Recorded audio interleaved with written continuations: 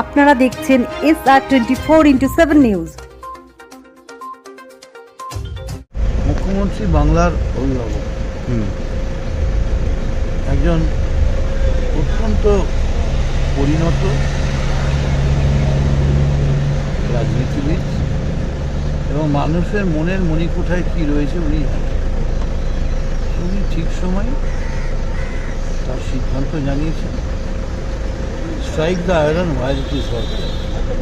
মুখ্যমন্ত্রী তিনি শুধু আমাদের মুখ্যমন্ত্রী নন, তিনি বাংলার অন্যান্য দল, সব ধরনের মানুষ সবারই মুখ্যমন্ত্রী।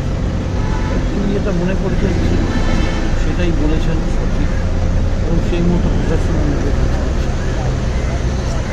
আমরা এই উদ্যোগের জন্যে আমরা মুখ্যমন্ত্রীকে জোহার করি।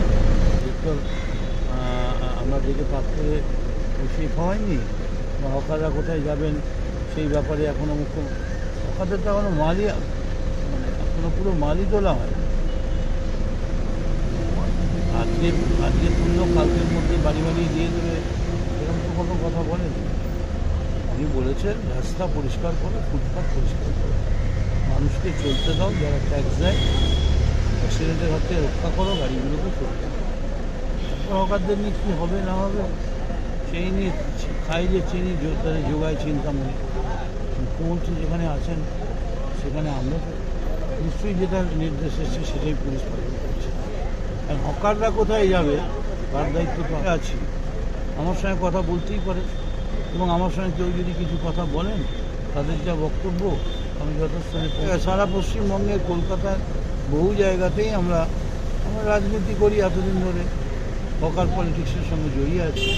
কিন্তু তার মানে তো এই নয় যে আমাদের সরকার যদি মানুষের প্রয়োজনে একটা সিদ্ধান্ত নেয় সেই জায়গায় আমরা সঠিকভাবে আমাদের কথা। হকারদের ব্যাপারটা সময় আসবে, আগে এখনও তো মানে রিমুভালটাই কমপ্লিট হয়নি। নির্লজ্জ চাটুকারিতা, অসভ্যতা, এবং এই লোকটার উপরে একটা নভেল লেখা যায়, অ্যান্ড আনস্যাটিসফাইড সোল, অতৃপ্ত। উনি জীবনে যা নিজে পারেননি, ওই মহিলাকে আটকাতে চেয়েছিলেন, পারেননি। বোধহয় এর মতো সায়ন্তিনীর মতো বিধানসভায় জিততে চেয়েছিলেন, সেইটা পারেননি। রাস্তায় বেরোলে ওকে মানুষ হাত দেখায়, হাত না দেখে মানুষ পেছন ঘুরিয়ে দাঁড়াচ্ছে। ন্যাচারালি অতৃপ্ত আত্মা আরও দিন দিন অতৃপ্ত। এইভাবে আস্তে আস্তে উনি না শুকিয়ে যাচ্ছে। আর তার পেছনে মদত করছে বিজেপি, যে বিজেপি ওকে চেয়ারে বসার জন্য মদত করছে। সেই বিজেপি যে চেয়ারটা বসেছে সেটা ল্যাংড়া চেয়ার, দুটো পা এরাম করছে, যে কোনো সময় একটা পা খসে গেলেই ধরনি কোপাচ্ছে। না বলেনি তো কার কাছে যাবে, ওয়াশরুমে যাবে, টিস্যু পেপার নেই, কার কাছে যাবে? সিও দেখেননি তো, রাজ্যপাল নাকি নেই, ও তো দিল্লি গেছে। আমার মনে হয় প্রিন্স অফ ওয়েলসের পাশে অন্য কোনো সুটফুটে বার করে তাকে দিয়েও চলে যাবে, উনি সব করে। তবে সায়ন্তিকা কার কাছে যাবে, কোথায় যাবে স্পেসিফিক বললে আমাদের দলনেতৃত্ব তাকে গাইড করে সঙ্গে আমাদের দলের পক্ষ থেকে কাউকে সঙ্গে দিয়ে পাঠাবে। কারণ রাজ্যপালের মতো লোকের কাছে একা একা পাঠাতে কোনো মহিলা, এখানে এমএলএ যারা ছিলেন তারা প্রত্যেকেই বলছেন আমরা কেউ সাহস পাচ্ছি, কিওর ফিল করছে যে রাজ্যপালের ঘরে কজন থাকবে, কে থাকবে, কখন যাব, কোথায় যাব।